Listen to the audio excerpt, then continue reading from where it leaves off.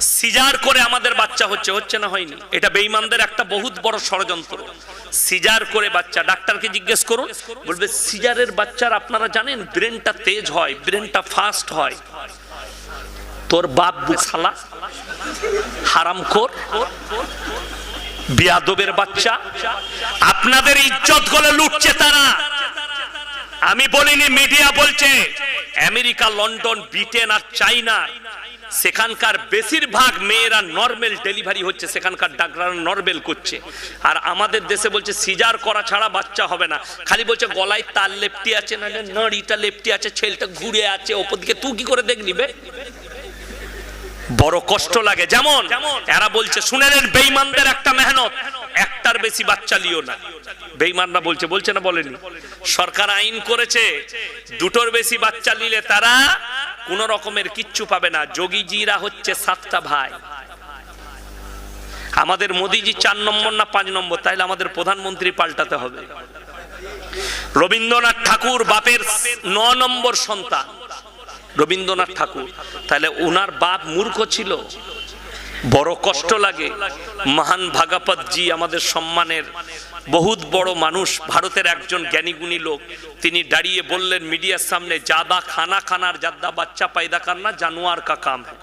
तो सबसे पहले तो रविंद्रनाथ ठाकुर का माँ बाप जानवर थे, जो इतना बच्चा पैदा कर दिया। मैं उसी से पकड़ता हूं। शुद्ध ताई नय, मोदीजीर आब्बाजीও তাই হয়ে যাবে, যোগীজির আব্বাজিও তাই হয়ে যাবে। বড় কষ্ট লাগে, ভেবে চিন্তে কথা বলতে হয়। আল্লাহর একটা মেয়ে सनातन धर्म থেকে একটা মেয়ে বলছে, भारत में अगर मुसलमान 10-10 बच्चा पैदा कर दे, 5-5 बच्चा पैदा कर दे, तो फिर इसको रोटी रोजी कौन देगा?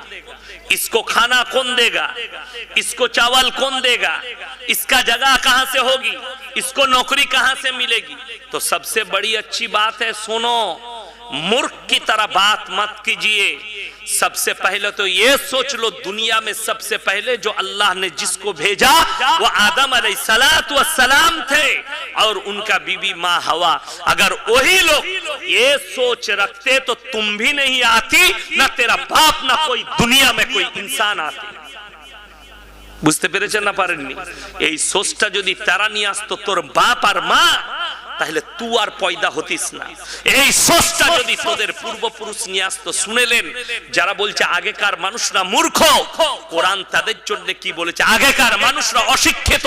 সেই ডাক্তার, সেই মাস্টার দিকে বলছি, কোরআন রিসার্চ করো আর কোরআন পড়ো।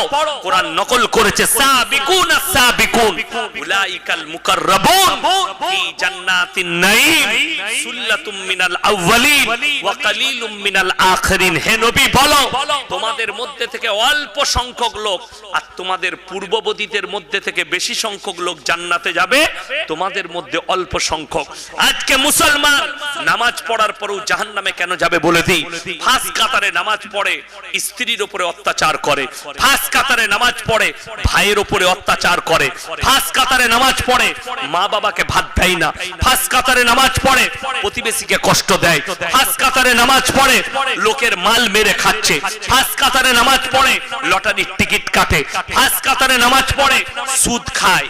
আপনি জান্নাতে যাবেন কি করে? উলামাদিকে জিজ্ঞেস করুন যে এই কাজগুলো করার পরে জান্নাতে যাওয়া যায় নাকি? আপনি মা বাপকে খিদমত করবেন না, আপনি বলছেন জান্নাতের আশা। আপনি স্ত্রীর সঙ্গে ভালো ব্যবহার করেন না। শুনেলেন মুমিনদের দ্বিতীয় নম্বর আখলাক, ওয়াল্লাযীনা হুম আনিল লাগবি মুরিদুন। হে নবী, তারা নিজেদিকে গুনাহ কাটা থেকে বঞ্চিত রাখে। সবাই রাখবো, জোরে বলুন ইনশাআল্লাহ। নামাজি হবেন এবং গুনাহ কাটা থেকে বঞ্চিত রাখবেন। ওয়াল্লাযীনা হুম লিযাকাতি ফাইলুন, এবং তারা যথাযথভাবে যাকাত প্রদান করে। ওয়াল্লাযীনা হুম লিফুরুজিহিম হাফিজুন, এবং তারা নিজেদের লজ্জা স্থানের রক্ষণাবেক্ষণ করে। ইল্লা আলা আজওয়াজিহিম, আও মা মালাকাত আইমানুহুম ফাইন্নাহুম গায়রু মালুবিন ফামান ইবতাগা ওরা যালিকা ফাউলাইকা হুমুল আদুন। তোমরা তোমাদের স্ত্রীর সঙ্গে ভালো ব্যবহার করো, স্ত্রী ছাড়া যদি অপরের সঙ্গে সম্পর্ক রাখো তোমরা হবে আমার সামনে একজন সীমা লঙ্ঘনকারী, আমি তোমাদেরকে জাহান্নামে নিক্ষেপ করে দেব। আমার ভাই কঠিন শাস্তিতে পড়তে হবে। সবাই স্ত্রীর সঙ্গে ভালো ব্যবহার করব, জোরে বলুন ইনশাআল্লাহ। মুমিনদের আখলাক, আমাদের কিন্তু দোষ একটা আছে, ঘরে একটা বউ বাজারে আর একটা, ওটা হচ্ছে hello come here I love you. মানুষের বলে দিই কিরকম আখলাক পাল্টিয়েছে। বউ যদি ফোন করে হ্যালো কোথায় আছো, তুমি ভাত খাবে না, কাজে ব্যস্ত আছি। কিন্তু যদি প্রেমিক ফোন করে আর এই যদি বাইক চালায়, বাবারে রিসিভ করে কানে, হ্যাঁ বলো কি করছো, খাচ্ছে, সারা রাত কথা বলবে হারামখোর, তাও বিরক্ত হয় না। কিন্তু বউ যদি একবার ফোন করে বলে তুমি আমার স্বামী কোথায় আছো, তখন বিরক্ত, বউকে গালি দেয়। এই নেচারটাকেই পাল্টাতে হবে আপনাকে, এই জিনিসটাকে। শুনেলেন মুমিন কাকে বলে? মসজিদে ফজরের নামাজ পড়েছেন, তাসবিহ করছেন, সুবহানাল্লাহ সুবহানাল্লাহ সুবহানাল্লাহ, বেটা ছুটে এলো, আব্বা মায়ের খুব শরীর খারাপ, তাড়াতাড়ি ঘরকে চলো, যাচ্ছি। আবার তাসবিহ শুরু করেছেন, সুবহানাল্লাহ সুবহানাল্লাহ সুবহান। বেটা 20 মিনিট পরে এসে বলে আব্বা তাড়াতাড়ি চলো, মায়ের খুব শরীর, যাচ্ছি বললাম তবে দেখতে পারে তাসবিহ করছি। ইসলাম বলছে, শরীয়ত বলছে তাসবিহ কেড়ে নাও, কোমরে গুড়ালে মসজিদ থেকে বার করো। তোমার তাসবিহ থেকে বড় ফরজ বিবির কাছে ছুটে যাওয়া। পানি এনে দেবো, ডাক্তারের কাছে নিয়ে যাব, ওষুধ এনে দেবো, পাটা একবার টিপে দেবো, মাথাটা একবার টিপে দেবো। আমাদের যুবকরা বলবে হুজুর বলছে কি বইয়ের পা টিপবো? হ্যাঁ, বিবির পা টিপতে হবে, বিবির মাথা টিপে দিতে হবে, চা করে খাওয়াতে হবে। আমাদের শরীর খারাপ হলে কি করে? পাটা একবার টিপো তো, হ্যাঁ একবার এইখানটা দাও, হ্যাঁ হ্যাঁ দাও দাও দাও, ভালো লাগছে, দারুণ লাগছে, দাও। রাত 12টায় বলছে একটু লাল চা করে নিয়ে এসো, বেচারা তাই আনছে, মাথা টিপে দিচ্ছে, কত খিদমত করে। আর সন্ধ্যাবেলায় একবার বাজার থেকে বাড়িতে এসে দেখছে বউ শুয়ে আছে। শুয়ে আছো কেন গো? বলে শরীর খুব খারাপ, একবার পাটা টিপে দাও, যন্ত্রণা করছে। দুবার পায়ে করে দিয়ে বলছে খেপি তোর শরীর খারাপ, বেরো। এটা হচ্ছে আমাদের আখলাক, এটাকে পরিবর্তন করতে হবে। স্ত্রীর সঙ্গে ভালো ব্যবহার, শুধু তাই নয়, স্ত্রী যদি খাবার দেয়, তরকারি রান্না করেছে, একটু যদি খারাপ হয়ে যায়, বিবি যদি বলে হ্যাঁ গো তরকারি কেমন হয়েছে, যারা মুমিন স্বামী হবে তারা বলবে মারাত্মক হয়েছে, মনে হচ্ছে তোমার আঙ্গুলটা চেটে খায়। বুঝতে পেরেছেন না পারেননি? আমাদের অনেক পুরুষ আছে, যদি তরকারি খারাপ হয় বলে নিলে ছুড়ে, না হলে ডাং চালালে, তারা কখনো মুমিন হতে পারে না। মুমিনের আখলাক এটা। আমাদের মায়েরা মনে মনে ভাবছে দারুণ হুজুর এইছে, দারুণ বলছে। এরপর তোমরা শোনো, তোমাদের জন্য জান্নাতের 8টা দরজা খোলা থাকবে। কটা বললাম? 8টা। কিন্তু কখন? শোনো, যখন তোমরা নামাজি মুসল্লি দিনদার মুত্তাকি হবে। আর কি হবে? শোনো, পর্দা পুশিদার মধ্যে আসবে, নিজেদিকে ঢেকে নেবে, আর বেশি বেশি করে স্বামীর খিদমত করবে। প্রথমেই পর্দাটা বলে দিই, ওটা নিয়ে দেশেতে ঝামেলা।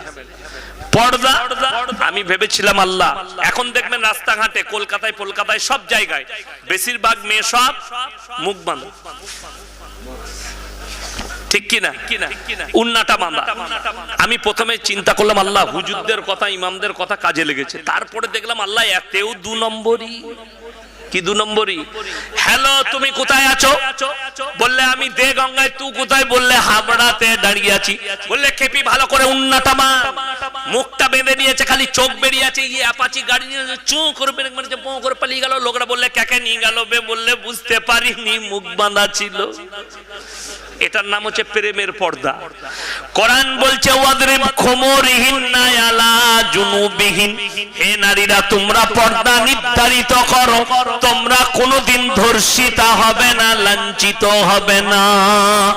আমার ভাইরা, আল্লাহর নবী জনাবে মুহাম্মদুর রাসূলুল্লাহ সাল্লাল্লাহু আলাইহি ওয়াসাল্লামকে আমার আল্লাহ বললেন দুনিয়াতে সবথেকে বড় শয়তানের রূপ হচ্ছে বদকার নারী। শয়তানের সবথেকে দামি অস্ত্র হচ্ছে একজন বদকার নারী।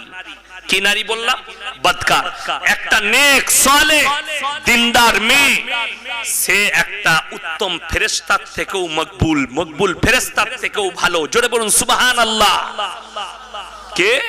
সেই মেয়েটা যে নেক সালেহ হবে, আল্লাহ তাকে উত্তম ফেরেশতার থেকেও দামি বলেছেন। নেক সালেহ, পর্দা নসিবা, দিনদার হতে হবে। বদকার নারী হচ্ছে শয়তানের অস্ত্র। শুনে নেন, শয়তানের যতগুলো দিক আছে, যতগুলো জিনিস আছে, সব কিন্তু আকর্ষণীয়। যে মেয়েরা শরীর বার করে চলে, ওটা আকর্ষণ না? আকর্ষণ নয়? বিরাট বড় আকর্ষণ।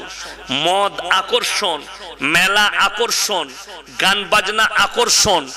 এই শয়তানের যতগুলো কাজ আছে তার মধ্যে আকর্ষণ আছে, কিন্তু আল্লাহর দ্বীনের কাজে কিন্তু আকর্ষণ পাবেন না, নুরানিয়াত পাবেন। আমি আজকের এইখানের মা বোনের দিকে কবে মরে যাব জানি না, দুটো ক্রিম দিয়ে যাব। লিবেন? জোরে বলুন না সুবহানাল্লাহ। এরকম হুজুর পেয়েছেন ক্রিম দিয়ে গেছে কেউ? আমি কিন্তু আজকে দিয়ে যাব দুটো, একটা লেসন দেবো, একটা ক্রিম দেবো। জীবনে গেলেজ নষ্ট হবে না চেহারা, কিন্তু শর্ত একটা আমার আছে, 5 ওয়াক্তের নামাজি হতে হবে আমার ক্রিম ব্যবহার করি। ক ওয়াক্তের বললাম? 5 ওয়াক্তের নামাজি। এটা শর্ত মায়েদের জন্য, যদি ক্রিম ব্যবহার করতে চাই। 5 ওয়াক্তের নামাজে কবার উজু করতে হয় বাপ? 5 বার। 5 বার উজু করো।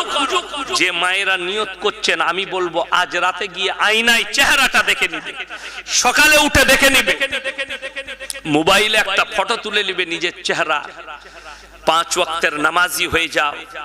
40 দিন পরে তোমার চেহারাকে মিলিয়ে নিবে। এই নামাজের উজুর থেকে বড় ক্রিম পৃথিবীতে আর কিছু নাই। 40 দিন পরে তোমার চেহারার নুরানিয়াত আল্লাহ বাড়িয়ে দেবে। জোরে বলুন সুবহানাল্লাহ।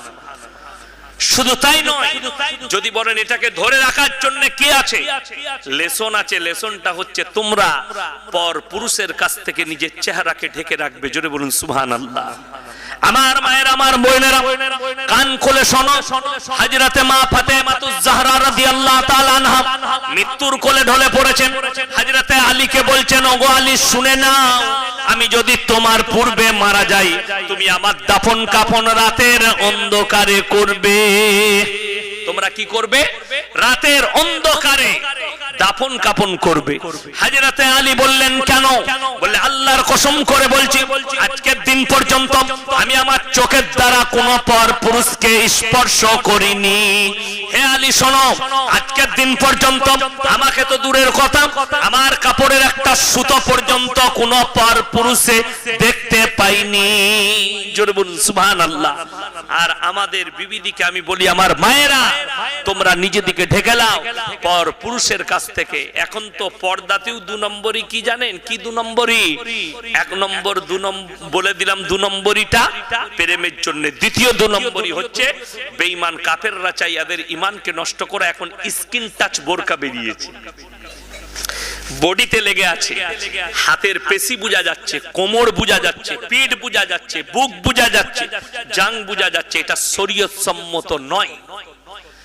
পর্দা হচ্ছে সেটা যে বোরকার ভেতরে মেয়েটা যাবে, বাইরে থেকে যেন বোঝা না যায় এর ভেতরে যে নারীটা আছে তার শরীরের অঙ্গের গঠন কেমন, সেটার নাম পর্দা। আজকে এত দুঃখ লাগে, এখন তো ঈদের সময় খালু ঘরে খালা আন্ডারপ্যান্ট কিনছে বাজারে। খালুর আন্ডারপ্যান্ট খালা কিনছে কোথায়? বাজারে। খালু কিন্তু ঘরে, ও আর নাই। এটা হচ্ছে কিয়ামতের আলামত। মেয়েরা বাজারে চলে যাবে, পুরুষরা বাড়ির মধ্যে চলে আসবে। স্বামীর প্রতি ভক্তি থাকবে না। আমার মায়েরা শোনো, স্বামীর খিদমত বুঝিয়ে দিই। অনেক মেয়েরা মনে করছে ছেলে মানুষ করো, রান্না করে খাইয়ে দাও, বাকি কিছু নাই। না, স্বামীর ভালোতে মন্দতে, দুঃখেতে সুখেতে, হায়াতে মওতে সবেতে স্বামীর পাশে থাকতে হবে। যেমন বুঝিয়ে দিই, আমার মায়েরা, আমাদের দেশে আষাঢ় শ্রাবণ ভাদ্র আশ্বিন মাস একটু টান যায় মানুষের, যায় না? যায় না? লকডাউনে একটু টান গেছে। প্রকৃত মুমিন বিবি তারা যদি স্বামীর কাছে পয়সা না থাকে, হাত দানা করে, স্বামীকে বলতে হবে আমার কানের রিংটা বিক্রি করো, সোনার ব্যবসা চালাও। আল্লাহ যখন তোমাকে দিবে, তুমি এর থেকে ভালো আমাকে কিনে দিবে। কিন্তু যদি বুঝতে পারে আমার স্বামীর কাছে পয়সা নেই, আমার কানের দুল, হাতের আংটি, না হলে গলার চেনটা চাইবে, এমন জায়গায় লুকিয়ে দিবে ফেরেশতারাও খুঁজে পাবে না মালটা কোথায় আছে। এত ডেঞ্জার। আমার মায়েরা শোনো, কান খুলে শুনে নাও। আল্লাহর নবীর প্রথম বিবি মা খাদিজাতুল কুবরা রাদিয়াল্লাহু তাআলা আনহা, জোরে বলুন সুবহানাল্লাহ, যেদিনে বিবাহ করলেন, ইয়া রাসূলুল্লাহ, ইয়া হাবিবাল্লাহ, আমার যতগুলো সম্পদ আছে আমি আপনাকে উরসে দিলাম, আপনি দুহাত খুলে নিজের জন্য, ইসলামের জন্য খরচ করুন, জোরে বলুন সুবহানাল্লাহ। আমার মায়েরা, স্বামীর জন্য জানটাকেও কুরবান করো, নিজের মালকে কুরবান করে দাও। শুধু তাই নয়, খিদমত আরো শুনেলেন, স্বামী বাজার থেকে এসছে, অনেক মায়েরা আছে যদি স্বামী এসে বলে কই গো এক গ্লাস পানি দাও তো, অনেকজন বলে কি রাখা আছে খেয়ে না, দেখতে পাওনি আমি কাজ করছি। সেই মায়েদের জন্য জান্নাতের দরজা আল্লাহ ক্লোজ করে দিবেন, বন্ধ করে দিবেন, তারা প্রবেশ করতে পারবে না। স্বামী বাড়িতে এলে শুনেলেন, আল্লাহর হাবিব সাল্লাল্লাহু আলাইহি সাল্লাম মা আয়েশাকে বলেন, আয়েশা তুমি আমার জন্য পানি নিয়ে এসো। নবীজি তাহাজ্জুদের নামাজের নিয়ত বাঁধবেন, পান করার জন্য পানি চেয়েছেন, একটা পাত্রে পানি আনতে একটু সময় লেগেছে। আল্লাহর হাবিব সাল্লাল্লাহু আলাইহি সাল্লাম নামাজের নিয়ত বেঁধে ফেলেছে। আর এমনি তেমনি নিয়ত নয়, মা আয়েশা এসে দেখলেন নবীজি দাঁড়িয়ে গেছেন, পেছনে পানির পাত্র নিয়ে দাঁড়িয়ে রইলেন। কতক্ষণ জানেন? 1 ঘন্টা 2 ঘন্টা নয়, নবীজি সাল্লাল্লাহু আলাইহি সাল্লাম ফজরের ওয়াক্ত আসার আগে পর্যন্ত সালাম ফিরেছেন, ফজরের ওয়াক্তের আগে, ততক্ষণ পর্যন্ত পানির পাত্র নিয়ে দাঁড়িয়ে আছেন। নবীজি সালাম ফেরার পরে দেখলেন আয়েশা চোখ দিয়ে টপ টপ করে পানি পড়ছে, পানির পাত্র নিয়ে দাঁড়িয়ে আছে। নবীজি বললেন, আয়েশা তোমার চোখে পানি আর তুমি দাঁড়িয়ে আছো?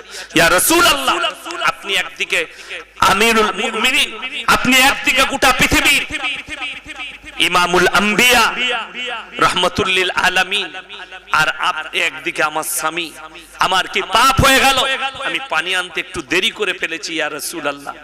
নবীজি পানিটা পান করলেন, বলে কতক্ষণ দাঁড়িয়েছো? যখন থেকে নিয়ত বেঁধেছেন আমি অপেক্ষা করছি, আপনি সালাম ফিরবেন আর পানি পান করাবো।